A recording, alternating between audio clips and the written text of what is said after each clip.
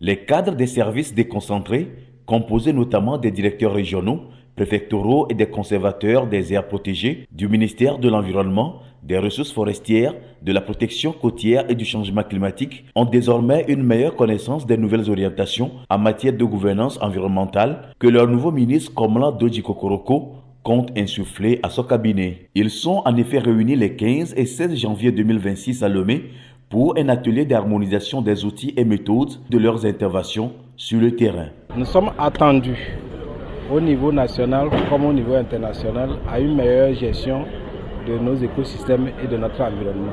Des services déconcentrés composés des directeurs régionaux, des directeurs préfectoraux, des conservateurs sont des acteurs de premier plan, des acteurs de proximité avec nos communautés et avec les ressources. Donc il est important au cours de cet atelier de partager avec eux la nouvelle vision, les priorités du ministère et les outils surtout pour que le travail qui leur est attendu du terrain soit accompli avec beaucoup de performance au profit de nos communautés. Action territorialisée et intégrée, gestion axée sur les résultats et la redevabilité et une approche fondée sur la coopération et le dialogue, tels sont les 3 piliers du ministre Kokoroko que son représentant a ce rendez-vous à partager avec les participants. Et pour traduire cette vision en actes, 5 priorités stratégiques sont dessinées. Première priorité, c'est de renforcer la gouvernance et l'efficacité opérationnelle de nos services déconcentrés. Cet atelier est la première concrétisation. Nous devons harmoniser nos outils, nos méthodes et nos processus pour garantir une intervention cohérente sur l'ensemble du territoire. Priorité 2. Accélérer la restauration et la protection des écosystèmes forestiers et côtiers. Face au taux alarmant de déforestation et de dégradation des terres, nous devons déployer avec rigueur la stratégie de reboisement multi-objectif. Priorité 3. Sécuriser la biodiversité et les aires protégées. Chers conservateurs, vous êtes, avec les DP et les DR, les gardiens de notre patrimoine naturel ultime. Je vous donne pour mandat de passer d'une gestion passive à une gestion proactive, intelligente et résiliente.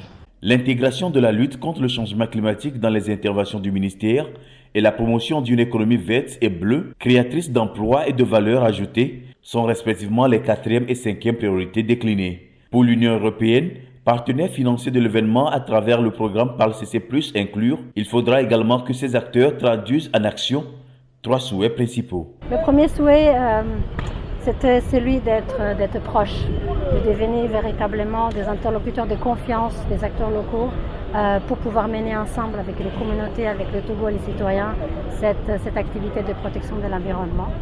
Il y avait également un point que je me suis permise de relever, c'est qu'ils sont sur le terrain et qui est sur le terrain dispose de données, dispose d'informations.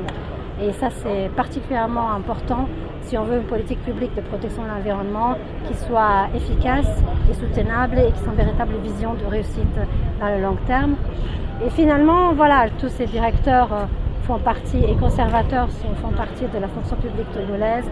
Et j'aurais souhaité beaucoup de force et beaucoup de courage pour pouvoir porter et combattre toutes petites difficultés qu'ils trouveront dans leur chemin pour réussir à avoir un impact comme il est souhaité par les plus hautes autorités de votre pays. Mission, politique, stratégie et priorités, programmes et projets relatifs aux ressources forestières, aux pollutions, nuisances et protection côtière, notions sur les évaluations environnementales sont d'ores et déjà des modules développés et qui ont fortement impressionné les participants. Le ministre Kokoroko peut par ailleurs compter sur ses cadres pour le nouveau management en cours de déploiement dans ce ministère. Je pense que tout le ministère, tout le cabinet, tous les acteurs du ministère sont engagés légalement et tout le monde est prêt à accompagner le ministère dans sa mission de réorganisation et d'atteindre les objectifs assignés au ministère de l'Environnement par le président du Conseil. Cette présentation que les directeurs centraux sont en train de nous livrer, c'est du nouveau.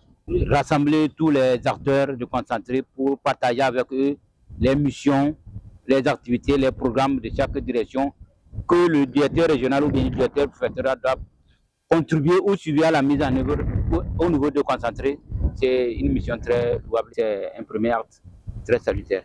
Désormais, on attend entre autres d'eux une maîtrise des outils de pilotage, de reporting et d'évaluation, l'harmonisation des procédures de contrôle et de gestion des infractions et des stratégies concrètes pour la gestion efficace des aires protégées.